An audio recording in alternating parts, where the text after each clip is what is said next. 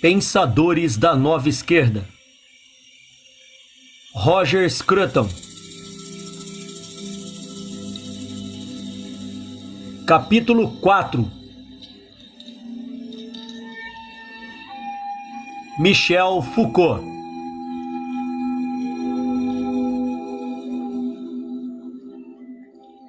Em nenhum outro lugar, a perspectiva de esquerda estranhou-se com tanta firmeza na cultura nacional quanto na França, a mãe pátria das revoluções. Não interessa o poder que reine nos céus da política. A vida intelectual na França tende a adotar os modos e maneiras dos jacobinos. Mesmo as exceções, Chateaubriand, de Maistre, Tocqueville, Maurras, focaram suas atenções sobre o padrão da revolução, esperando vislumbrar alguma estratégia que fortificaria seus projetos restauradores. E todo movimento distante da esquerda, ultramontanismo, Action Française, Nouvelle Droite, sentiu-se convocado a responder ao absolutismo teórico de seus oponentes. Tomou o desafio socialista para apresentar um sistema rival, uma máquina intelectual rival, com a qual geraria respostas a todos os problemas do homem moderno. Sem dúvida, este desejo por sistema e por respostas universalistas partilha algo do caráter do catolicismo romano. Mas muito mais importante no pensamento da esquerda foi o racionalismo iluminista, que busca penetrar nos subterfúgios humanos para mostrar o núcleo escondido de desrazão que habita em nossos atos. O esquerdista moderno partilha da suspeita racionalista das instituições humanas e do seu desprezo pela superstição. Mas ele se distingue por um cinismo sem limites. Ele não mais acredita que o processo de descoberta, no qual os estratagemas da desrazão são expostos, apresentará oportunidade para alguma nova racional alternativa. A razão dos jacobinos é também uma ilusão. É o único conselho que o esquerdista está disposto, no fim, a oferecer. É o conselho dado por Genet e Sartre. Não são verdadeiro a nada. Não ser verdadeiro a nada, de modo a ser verdadeiro para si mesmo. Não há soluções, somente problemas. E nosso dever é assegurar que não estamos enganados. Na busca subsequente pela autenticidade, os esquerdistas têm uma necessidade permanente de um inimigo. Seu sistema é o da destruição. Ele sabe do caráter ilusório dos valores e encontra sua identidade em uma vida dividida, em uma vida vivida, sem os enganos fáceis que regam a vida dos outros. Já que ele não tem valores, a seu pensamento e a sua ação pode ser dada somente por uma garantia negativa. Ele deve fortalecer-se ao desmascarar o engano dos outros. Além disso, este desmascarar não pode ser feito de forma decisiva. Ele deve ser perpetuamente renovado para assim preencher o vácuo moral que existe no centro da existência. Somente se houver algum oponente prontamente identificável e, por assim dizer, renovável, essa luta por autenticidade, que é de fato a mais aguda luta pela existência, poderá ser sustentada. O inimigo deve ser uma fonte de mistificação e engano.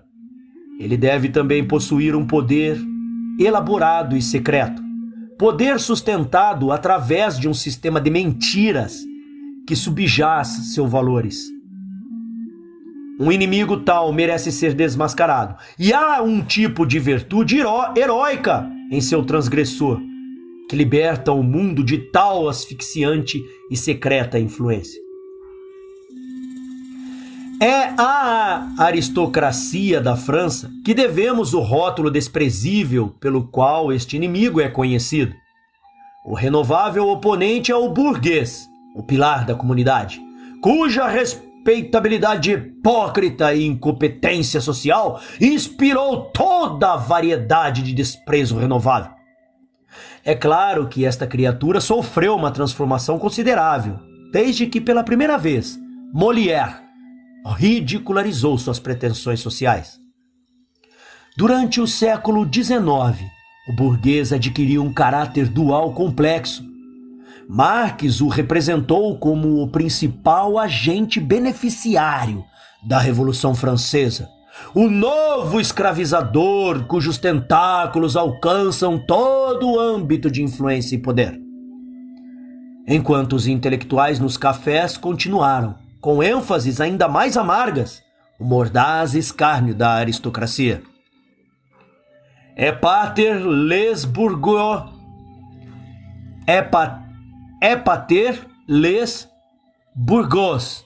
Deve ser assim que fala, tá, pessoal? Tornou-se a assinatura do artista rebelde, a garantia de suas credenciais sociais, com a qual ele demonstrou seu direito aristocrático e desprezo pelo domínio usurpador da classe média ascendente. Sob a influência dupla de Marx e Flaubert, o burguês emergiu do século XIX como um monstro que se esquecera de suas origens humildes. Ele era o inimigo de classe do dogma leninista, a criatura a quem somos convocados pela história a destruir. Era também o depositário de toda moralidade, toda convenção, todos os códigos de conduta que poderiam impedir a liberdade e esmagar toda a ebulição da vie bohème. A teoria marxista da ideologia tentou reatar as duas metades do retrato, descrevendo os valores confortáveis como o disfarce social do real poder econômico. Mas a teoria era vaga e esquemática, destituída da qualidade concreta necessária a um desprezo renovável e compensador. Muitos dos esforços da esquerda francesa no século XX, então, foram devotados a completar o retrato. O intento foi criar o inimigo perfeito, o objeto contra o qual definir e modelar a autenticidade de alguém, uma autenticidade garantida por sua transformação em sagacidade. A invenção do ideal burguês realizou-se finalmente em 1952, com a publicação da obra-prima do satanismo moderno, o Saint-Genest de Sartre, na qual a burguesia é caracterizada por uma extraordinária complexidade de emoções, que vão desde a heterossexualidade arraigada até sua hostilidade ao crime.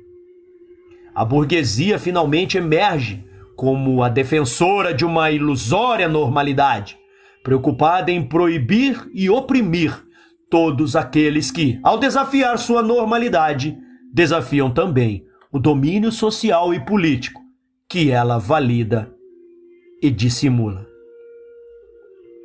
O sentimento antiburguês, que se enraiza no pensamento francês de esquerda, explica sua rejeição a todos os papéis e funções que não são criações suas. A base de seu poder central não foi a universidade, mas o café. Ocupar posições de influência nas estruturas do Estado burguês é incompatível com as demandas da retidão revolucionária. Qualquer que seja a influência de que o gauchiste desfrute, ela deve ser adquirida através do seu próprio trabalho intelectual, ao produzir palavras e imagens que desafiam o status quo.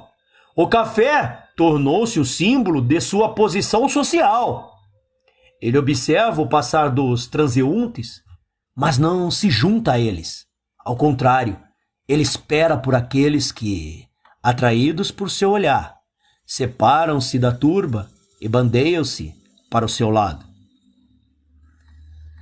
Pelo mesmo emblema, devemos reconhecer a dependência estreita que existe entre o gauchiste e a verdadeira classe média. De certo modo, o gauchiste é o confessor da classe média. Ele apresenta para ela uma imagem idealizada de sua condição pecadora. O burguês, da recente iconografia, é um mito. Mas ele carrega uma semelhança com o cidadão comum, que, vendo-se distorcido neste retrato, fica perturbado com o pensamento de possibilidades morais. De forma entusiástica, ele confessa os crimes, puramente hipotéticos. Começa a exaltar o gauchiste como o absorvidor de sua consciência corrompida. O gauchiste, então, torna-se o redentor da classe, cujas ilusões ele foi convocado a desmascarar.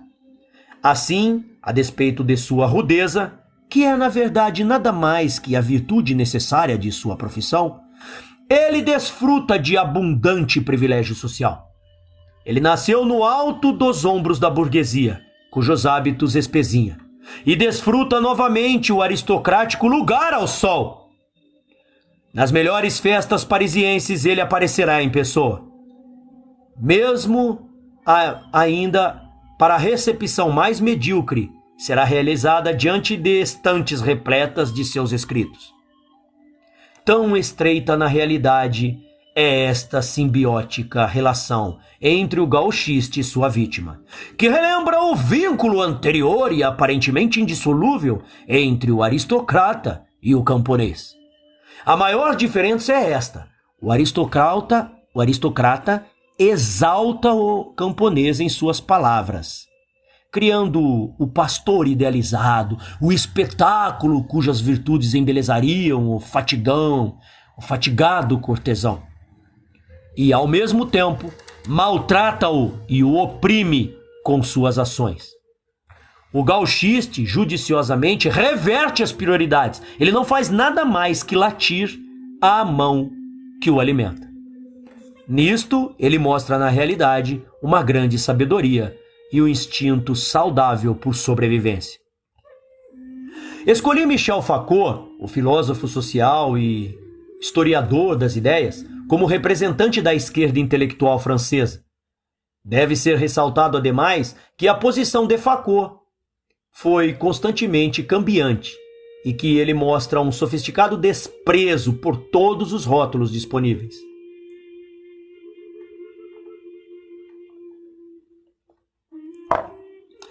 Ele é também um crítico, embora até que os últimos anos um crítico um tanto quanto calado, do comunismo moderno.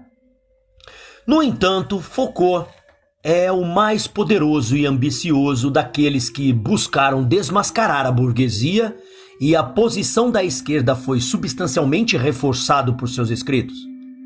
É impossível fazer completa justiça aqui às suas realizações. Sua imaginação e fluência intelectual geraram teorias abundantes, conceitos e aperçus, e a poesia sintética, condensada de seu estilo, é simplesmente irresistível. Foucault é incapaz de encontrar oposição sem imediatamente ascender, sob o impulso de sua energia intelectual, à perspectiva teórica superior, da qual a oposição é vista nos termos dos interesses que ela busca.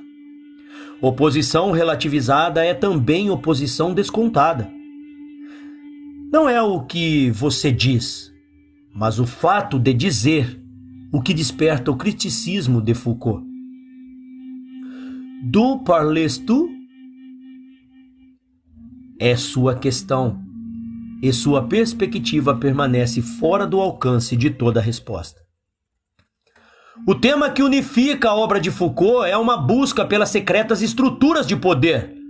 Poder é o que ele deseja desmascarar por trás de toda a prática, de toda a instituição e da própria linguagem.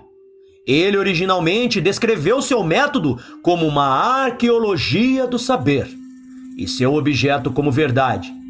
Verdade considerada como produto do discurso, tomando tanto o conteúdo quanto a forma da linguagem na qual é transmitida. Um problema de terminologia imediatamente surge e prova ser algo mais que um problema de terminologia. O que significa saber que pode ser demolido por uma nova experiência ou por uma nova verdade que existe somente dentro do discurso que a enquadra? A linguagem aqui é hegeliana e o método implicado é o do idealismo. A verdade de Foucault é criada e recriada pelas experiências, através das quais as sabemos. Como Hegel, então, Foucault é capaz de derivar alguns resultados surpreendentes e até mesmo inquietantes de um método histórico que dramatiza a mudança como uma obediência muda a uma consciência sempre mutante. Assim, em As Palavras e as Coisas, 1966, aprendemos que o homem é uma invenção recente, verdadeiramente uma ideia original.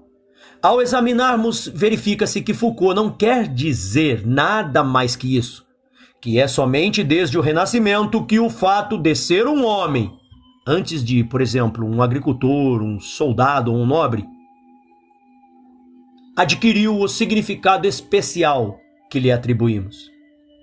Por tais argumentos, poderíamos demonstrar que o dinossauro também é uma invenção recente.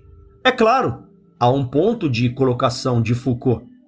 Ele enfatiza o quanto as ciências que tomaram o homem como seu objeto são invenções recentes, já obsoletas como formas de saber. A ideia do homem é tão frágil e transitória quanto qualquer ideia na história do entendimento humano, e devemos ceder ao impulso de uma nova episteme, estrutura de saber, para algo que não podemos nomear. Cada episteme para Foucault é a serva de algum poder ascendente e teve como sua função principal a criação de uma verdade que serve ao interesse do poder. Assim, não há verdades estabelecidas que não sejam também verdades convenientes. Há muitos insights nos primeiros escritos de Foucault, mas o método hegeliano, que identifica a realidade como um modo de aprendê-la, deve levar-nos a duvidar que eles foram duramente conquistados. Há um engano envolvido neste método, que permite seu oponente saltar até a linha final da investigação histórica, sem percorrer o difícil trajeto da análise empírica. Considere o que realmente teria de ser provado por alguém que acreditasse ser o homem um artefato, e ainda por cima um artefato recente, mais recente até que os humanistas medievais e renascentistas, que enaltecem suas virtudes. Uma avaliação mais própria do pensamento de Foucault deve então tentar separar seus dois componentes, a artimanha hegeliana, que nos levaria simplesmente a abandoná-lo, e a análise diagnóstica dos modos secretos do poder. É o segundo que é interessante e se expressa na assertiva de Foucault de que cada sucessiva forma de saber é devida à criação de um discurso favorável às, e simbólico das, estruturas do poder prevalecentes. Em História da Cultura, 1961, Foucault dá o primeiro vislumbre desta tese. Ele toma o confinamento de loucos em sua origem no século XVII, associando esse confinamento com a ética do trabalho e com a ascensão das classes médias. O idealismo de Foucault, sua impaciência com explicações que são meramente causais, leva-o constantemente a engrossar sua trama. Assim, ele diz: não que a reorganização econômica da sociedade urbana trouxe o confinamento, mas que foi em uma certa experiência de trabalho que a demanda indissolúvel por confinamento moral e econômica foi formulada.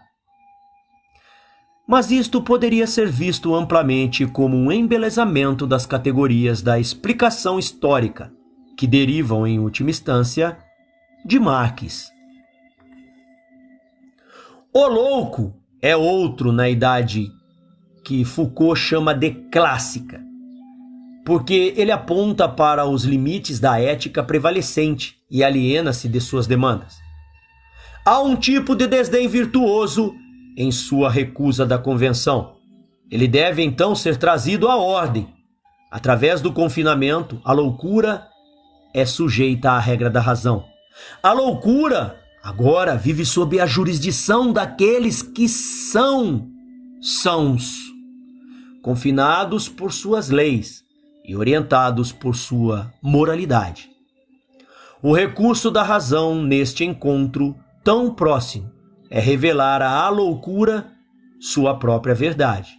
A verdade através da razão, da qual razão a desconhece. Não ter razão significa, para o pensamento clássico, ser um animal. O louco deve, então, ser levado a fazer o papel de um animal. Ele é tomado como uma besta de carga e, por esta confrontação com a sua própria verdade, torna-se finalmente completo. Cada época sucessiva encontra uma verdade similar, através da qual a experiência da loucura é transmutada em santidade. Isto é, naquela condição que é tolerada e fomentada pelo poder prevalecente. Mas Foucault sugere que este estoque de verdades está agora esgotado. Pausinha para a água.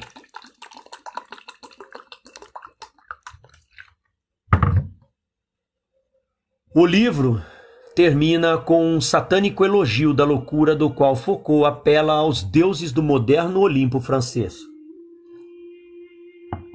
Goya, Sade, Hölderlin, Nerval, Van Gogh, Artaud, Nietzsche, para confirmar seu esgotamento. Este elogio não ganha a substância dos estudos que o precedem, e consiste amplamente no ensaio ritual do que se tornou na França um lugar comum da crítica. Assim, embora seja impossível para um leitor são detectar mérito literário em Sade, por exemplo, é liturgicamente necessário cantar suas orações, como Le Prus Gros des Épartures. Um amador de segunda categoria torna-se assim representante literário da França pós-revolucionária. Era claro que no século XVIII, de acordo com Foucault, que enquanto a loucura era capaz de expressar a si mesma, ela não tinha linguagem na qual fazê-lo, senão que a razão oferece. A única fenomenologia da loucura reside na sanidade. Certamente, então, o século XVIII tinha, no mínimo, uma intuição sensata sobre a natureza da desrazão, não? A província da linguagem e a província da razão são coextensivas. E se a loucura convém suas próprias verdades, como Foucault proclama, estas são essencialmente inexprimíveis. Como então podemos imaginar corretamente uma linguagem da desrazão na qual as verdades da loucura são expressas e para a qual devemos agora afinar os ouvidos? A ideia de uma tal linguagem é a ideia de um monólogo delirante, que nem o homem da razão nem o próprio louco poderiam entender. A voz da loucura é uma voz que pertence a ninguém, já que ela viola a gramática do self. Ela pode não carregar nenhuma semelhança com a impiedosa lógica de O Crepúsculo dos Deuses, ou com o simbolismo preciso de Les Chimères. Os heróis de Foucault teriam sido incapazes de usar esta linguagem, mesmo em sua dissolução final.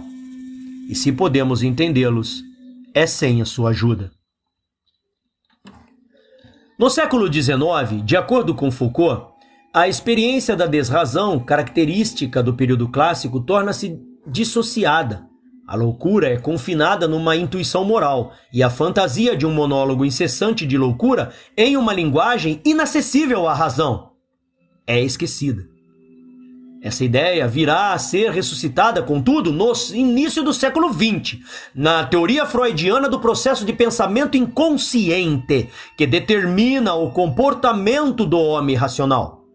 No século XIX, a loucura tornou-se uma ameaça em toda a estrutura da vida burguesa. E o louco, ainda que superficialmente inocente, é profundamente culpado por sua falência em submeter-se às normas familiares. A maior ofensa da loucura é contra a família burguesa, como Foucault a chama, e é a experiência desta família que dita a estrutura paternalista do asilo. O ethos do julgamento e da reprovação do asilo é parte de uma nova atitude diante da loucura. A loucura é finalmente observada. Não se pensa mais que o louco não tem nada a dizer ou simbolizar. Ele é uma anomalia no mundo da ação, responsável somente por seu comportamento visível. No asilo, o homem da razão é apresentado como um adulto e o louco como uma criança, de forma que a loucura pode ser interpretada como um incessante ataque contra o pai. O louco deve ser levado a reconhecer seu erro e revelar ao pai a consciência de sua culpa. Pai aqui é letra maiúscula, tá, pessoal? Assim, há uma transição natural da confissão na crise, característica do asilo, ao diálogo freudiano no qual o analista escuta e traduz a linguagem da desrazão, mas na qual a loucura é ainda forçada a ver-se como desobediência e transgressão. Finalmente, Foucault insinua, é porque a psicanálise se recusou a suprimir a estrutura da família como a única através da qual a loucura pode ser vista ou conhecida, que a introdução de um diálogo com a loucura não conduz a nenhum entendimento de seu interlocutor. Por trás de toda esta fascinante análise, em parte insights, em parte retórica, é possível discernir uma perspectiva histórica persistente e descrente. A despeito de seu aparente academicismo, Foucault permanece de mãos dadas com um guia mitopoético da história moderna, apresentado no Manifesto Comunista. O mundo é dividido convenientemente nas eras clássica e burguesa. A primeira começando na Renascença tardia e terminando com a Revolução Burguesa em 1789. É somente depois desse domínio que testemunhamos as características da vida moderna. A família nuclear, a propriedade transferível, o Estado legalmente constituído e as estruturas modernas de influência e poder. Engels fez uma heróica tentativa de dar crédito à família burguesa, e isto foi muito útil para a demonologia da esquerda. Mas a imagem de Engels está agora puída e desbotada, e é somente marginalmente mais persuasiva que a ideia segundo a qual a Revolução Francesa envolveu uma transição do modo de produção feudal para o capitalista, de uma estrutura social aristocrática para a burguesa, da propriedade inalienável à transferível. Menos persuasiva ainda é a ideia de que a perspectiva clássica de Racine e La Fontaine é o principal índice da cultura pós-renascentista e pré-revolucionária na França. Tudo isso é baseado em uma elaborada e, para dizer a verdade, censurável simplificação dos dados históricos, cujo objetivo principal não é a verdade, mas sim a propaganda. A retórica de Foucault vem para nos hipnotizar de alguma forma, numa intrínseca conexão entre burguesia, família, paternalismo e autoritarismo. Fatos históricos, tais como a família camponesa ser mais autoritária, a família aristocrática ser mais paternalista que a família conhecida como burguesa, ou a classe média mostrar uma capacidade para acalmar a agitação da vida doméstica, o que raramente combinou com a parte mais alta e mais baixa do espectro social, todos estes fatos são esquecidos. O leitor não encontra nenhum argumento para evidências, nem qualquer exemplo ou contra-exemplo que possa semear dúvida. Pois fatos têm uma qualidade abrasiva. Eles borram as figuras e apagam os contornos da representação necessária. Quando as imagens desaparecem, o mesmo ocorre com a ideia.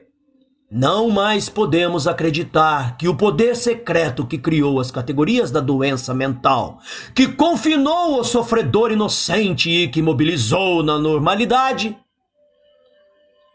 a normalidade, também gerou a família e as suas normas egrégias. Muito menos podemos acreditar que a natureza deste poder é resumida na simples palavra burguesia. Embora, indubitavelmente, esta palavra tenha valor litúrgico, como designando um objeto de desprezo. A historiografia esquemática sobrevive nas últimas obras de Foucault. Em particular, ele faz uso abundante do conceito de uma época clássica. Mas o inimigo que ele persegue através de suas páginas parece de algum modo ter perdido suas vestes respeitáveis. Ele aparece como poder desnudado, sem o estilo ou a dignidade do status. Se o termo burguês algumas vezes é aplicado a ele, é como floreio, um insulto lançado pelo lutador ao seu oponente. Não há mais a mesma libertadora confiança na identidade do inimigo. No entanto, o método e os resultados permanecem. E cada um dos livros de Foucault repete o oculto assunto em pauta de sua história da loucura. Em O Nascimento da Clínica, 1963, Foucault expande as ideias de observação e normalidade, de modo a explicar não somente o confinamento dos loucos, mas também o confinamento da doença. Ele logo estenderá a análise para prisões e para a punição. Se ele para diante de escolas e universidades, não é por falta de convicção. A ideia de que os pacientes devam ser reunidos para a observação mostra uma necessidade de dividir o mundo entre normal e anormal e de confrontar o anormal com uma imagem de sua verdade. Existe também a necessidade de uma classificação de doença, uma linguagem mensurada, que situe cada doença dentro da competência do observador. Agora, a verdade naquelas ideias. Quem negaria que o entendimento crescente da doença implicou isolamento, observação e tratamento seletivo? Mais que simples verdade e inocente circunstância? Claramente, é preciso desmascará-la.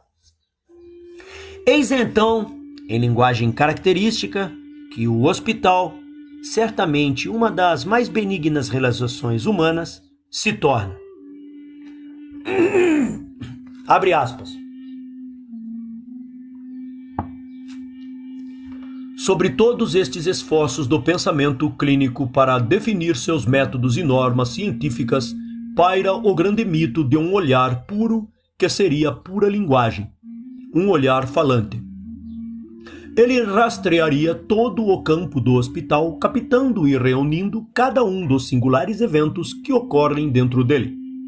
E como ele viu, como nunca vira tão claramente, transformar-se-ia na vala que afirma e ensina. A verdade cujos eventos, em suas repetições e convergências, delinearia sob o seu olhar, estaria reservada por este mesmo olhar e na mesma ordem, em sua forma de ensinar àqueles que não sabem e ainda não viram. O olho que fala seria o servo das coisas e o mestre da verdade. Fecha aspas. Há uma retórica aqui, um movimento rítmico que alimentando-se do simples fato da observação científica, torna-se uma conscientização assombrada e persecutória da fonte oculta de poder. Por trás desse conceito do olhar, um termo sartriano, mais familiar talvez aos leitores franceses que ingleses, esconde-se uma grande suspeita, a mesma suspeita das decências humanas que habita as páginas de Ser e Nada. Eles nos diz para não sermos enganados, para não acreditarmos que algo é realizado ou mesmo alcançado a não ser em nome do poder. A ideia é desenvolvida no livro mais brilhante de Foucault, Vigiar e Punir, subintitulado História da Violência nas Prisões. O souvelier do título original é difícil de traduzir. Ele refere-se mais uma vez ao olhar dos guardas. É natural que a ascensão quase simultânea do sistema prisional, do hospital e do asilo de lunáticos não vai passar despercebida pelo suspeito iconógrafo do homem burguês. E há algo persuasivo na análise inicial Foucaultiana da transição das punições exemplares de nossos ancestrais ao sistema de confinamento físico. Chamar o primeiro de clássico e o segundo de burguês é de pouco interesse, mas é certamente iluminador ver o sistema anterior como incorporando um tipo de linguagem corporal do crime. O intento da tortura era imprimir o crime no corpo do paciente, sob a linguagem viva da dor, para assim simbolizar a intenção do criminoso. Foucault contrasta o sistema prisional, que, argumenta ele, foi fundado em uma concepção jurídica de direitos individuais, sob os quais a punição tem o caráter de uma multa. O individualista contratante pode legitimamente ser levado a sofrer de qualquer modo. E como Foucault percebe com elegância, mesmo a pena capital sob o regime prisional tem caráter jurídico. Abre aspas. A guilhotina ganha vida quase sem tocar o corpo, assim como a prisão priva da liberdade ou uma multa reduz a riqueza. Pretende-se aplicar a lei não tanto a um corpo real capaz de sentir dor, mas a um sujeito jurídico e possuidor, entre outros direitos, do direito a existir.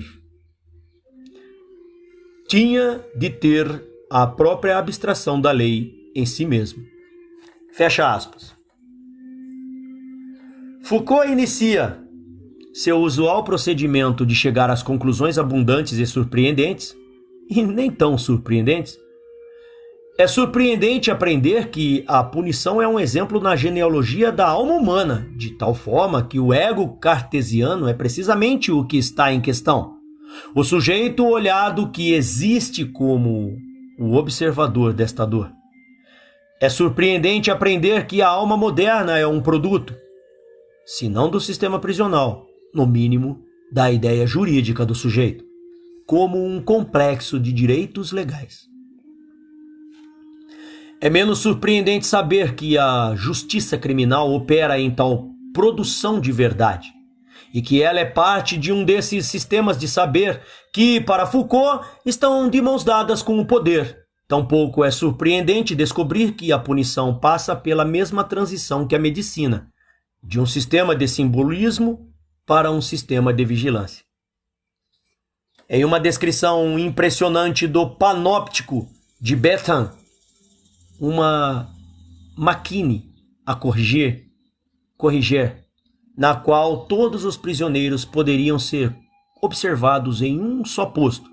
Foucault relaciona a disciplina da prisão ao poder emergente do invisível sobre o visível, que é, se eu entendi, o poder expresso na lei.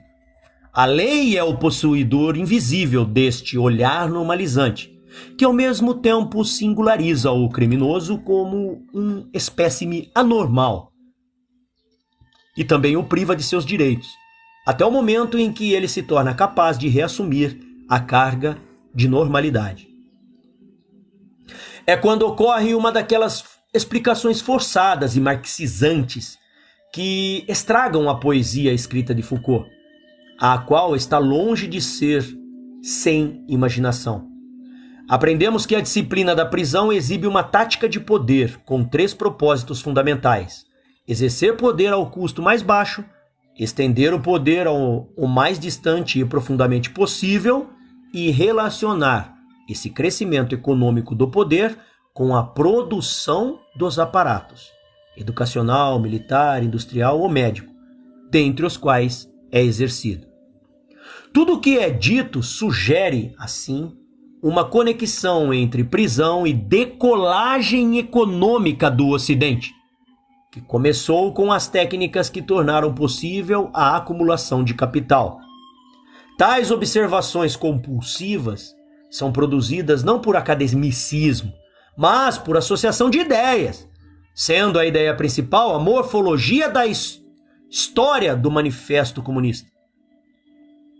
E se nos perguntam por que a morfologia desacreditada e de algum modo adolescente ainda é aceita por um pensador moderno tão sofisticado, a resposta deve ser encontrada, creio, no fato de ela suprimir os esboços preliminares do retrato do inimigo, que inspiram passagens como a seguinte, abre aspas. É surpreendente que a prisão celular, com suas cronologias regulares, seus trabalhos forçados, suas autoridades vigilantes e seus registros, seus expertos em normalidade, que continuam a multiplicar-se as funções do juiz, deveriam ter se tornado o instrumento moderno de penalidade? É surpreendente que as prisões se assemelhem a fábricas, escolas, quartéis, hospitais, que todos pareçam prisões? Fecha aspas. Não é surpreendente, pois se desmascararmos as instituições humanas o suficiente, sempre encontraremos este núcleo escondido pelo poder, pelo qual Foucault se sente fascinado e ultrajado. A única questão é se este desmascarar revela a verdade sobre seu assunto, ou se não é, pelo contrário, uma nova e sofisticada forma de mentira. Devemos nos perguntar se o idealista que observa o próprio centro da vida carcerária, a formação de leniências insidiosas, crueldades mesquinhas e inconfessáveis, pequenos atos de astúcia, métodos calculistas, técnicas, ciências que permitem a fabricação do indivíduo disciplinar, se um tal observador não é de fato também o inventor daquilo que observa. Mas não é fácil desmascarar esse observador, que seus escritos exibem mitomania e mesmo paranoia é, creio, indiscutível. Mas que eles sistematicamente falsificam e propagandeiam o que descrevem é mais difícil de provar. Um escritor que pode declarar de forma leviana que a burguesia poderia não dar a mínima para os delinquentes, suas punições, suas reabilitações, visto que economicamente tem pouca importância, que a burguesia está perfeitamente ciente de que uma nova constituição ou legislação não basta para estabelecer sua hegemonia.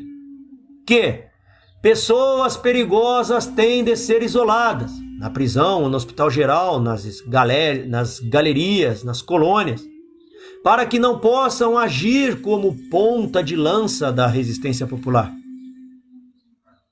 Um tal escritor está claramente mais preocupado com o impacto retórico do que com a precisão histórica. Contudo, acho que seria um erro dispensar Foucault por causa da evidência de tais afirmações. Conforme argumentei, devemos separar a análise Foucaultiana do funcionamento do poder e do idealismo superficial, que abre tais caminhos simplórios à teoria. E paranoia nada mais é que um idealismo localizado, uma manifestação específica e focada do desejo de que a realidade seja subserviente ao pensamento, de que o outro tenha uma identidade inteiramente determinada pela própria resposta a ele. O que importa é não a disposição de encontrar, no pensamento humano e na ação, as máscaras risonhas da perseguição, mas antes a ideia de que, ao desmascará-las como formas de poder, chegamos mais perto de um entendimento de sua natureza. É precisamente disso que duvido.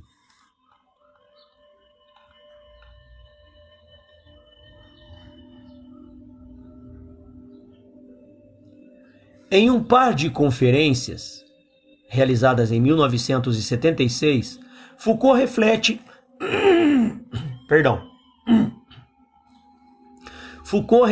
sobre o que ele entende por poder e distingue duas abordagens: reichiana, que sustenta que os mecanismos de poder são os de repressão, e a nietzscheana, que sustenta que a base das relações de poder reside em um hostil engate de forças. Em uma obscura e confusa explicação desta distinção, Foucault alinha-se com a segunda abordagem e tenta mostrar, no volume 1 da História da Sexualidade, 1976, como esta concepção de poder nos permite ver, mesmo as relações sexuais, como uma instância do hostil engate de forças. Mas é significativo que Foucault não ofereça uma explicação real do que ele entende por poder. E as abordagens reichiana e nietzscheana são inteiramente compatíveis, e ambas são explicadas em termos repressão e força, que são no mínimo tão obscuros quanto o poder que ela supõe iluminar. O problema torna-se mais agudo. Ouvimos repetidas vezes que Foucault está preocupado em investigar o poder em sua forma capilar, a forma que atinge o âmago dos indivíduos. Mas nunca sabemos quem ou o que é ativo nesse poder. Ou melhor, sabemos, mas em termos que não nos convencem. Em uma entrevista, Foucault admite que, para ele, poder é coextensivo ao corpo social. E é obviamente indiscutível que a ordem social, como toda ordem, incorpora o poder. Uma sociedade, como um organismo, pode sustentar-se somente pela constante interação entre suas partes. E toda interação é um exercício de poder, o poder de uma causa de produzir seu efeito. Mas isto é meramente trivial. O que não é trivial é a ideia inteiramente sem garantia e ideologicamente inspirada de dominação com a qual Foucault lustra suas conclusões. Ele logo assume que, se há poder, então ele é exercido nos interesses de algum agente dominante. Assim, por uma artimanha, ele é capaz de apresentar qualquer ocorrência de ordem social, até mesmo a disposição para curar o doente, como um exercício furtivo de dominação, que busca manter interesses daqueles no poder. Foucault descreve, abre aspas, acredito que qualquer coisa pode ser deduzida do fenômeno geral da dominação da classe burguesa. Fecha aspas. Seria mais verdadeiro dizer que ele acredita que a tese geral da dominação da classe burguesa pode ser deduzida de qualquer coisa. Pois, tendo decidido, junto com o Manifesto Comunista, que a classe burguesa foi dominante desde o verão de 1789, Foucault deduz que todo o poder subsequentemente incorporado na ordem social foi exercido por aquela classe, em prol de seus interesses. Qualquer fato de ordem social necessariamente carrega as impressões digitais da dominação burguesa. A trivialidade do argumento dispensa comentários. O que é espantoso é a ingenuidade filosófica da qual ela se origina. Como uma instância de uma velha confusão marxista, a confusão que identifica uma classe como produto do poder e então o poder como a busca de uma classe, a análise de Foucault pode ser deixada de lado. Mas é necessário relembrar suas importantes consequências políticas.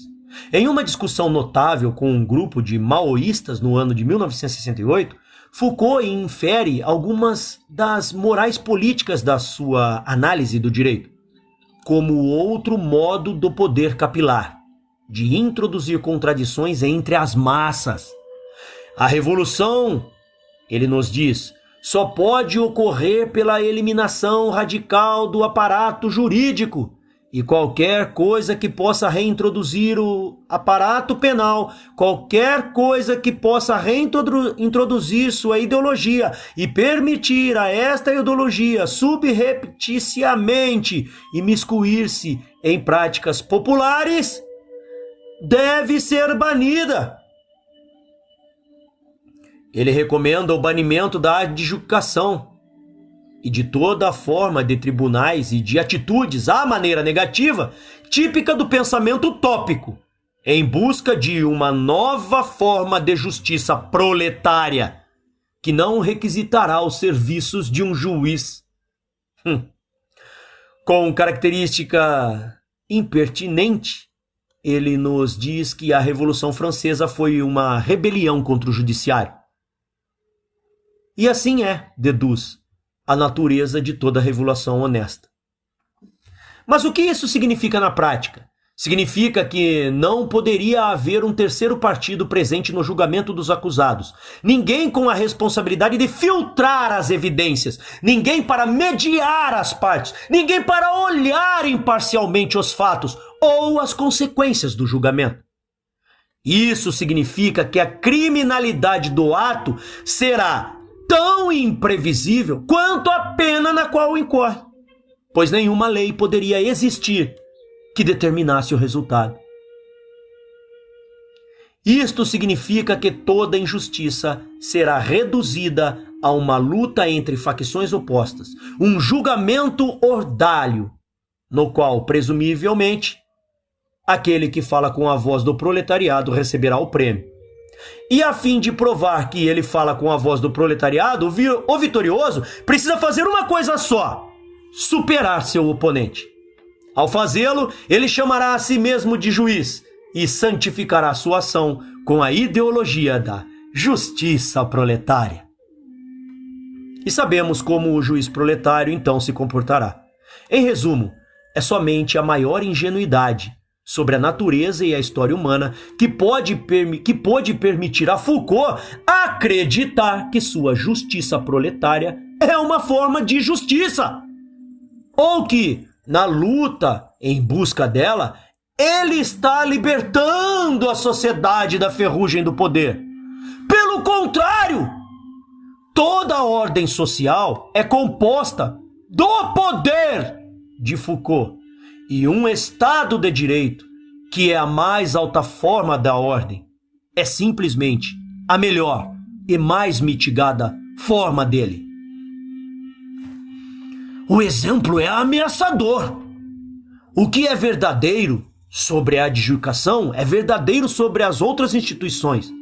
A tentativa de remover a máscara das instituições humanas simplesmente a reduz a uma simples commodity, um poder, que considerado em si mesmo, não é nem bom nem ruim. Também remove aquelas dimensões do pensamento humano e da qual que permitem avaliar as virtudes relativas de nossas instituições. Assim ele aponta para uma tirania ainda maior que aquela contra a qual ele luta. Parece-me que as ingenuidades políticas de Foucault são um resultado direto de uma falsa ideia de essência, de acordo com o qual a essência das coisas humanas nunca reside na superfície, mas sempre nas profundidades escondidas. A busca por esta profundidade é, de fato, a maior superficialidade. E o desmascarar de Foucault revela não a essência da ação do pensamento humanos, mas meramente a substância subjacente da qual as instituições humanas e a própria vida são feitas. Reduzir tudo a este núcleo escondido é, em efeito, reduzi-lo a nada. E não poderíamos nos surpreender ao ver que é precisamente este nada que se torna, assim, o Deus escondido.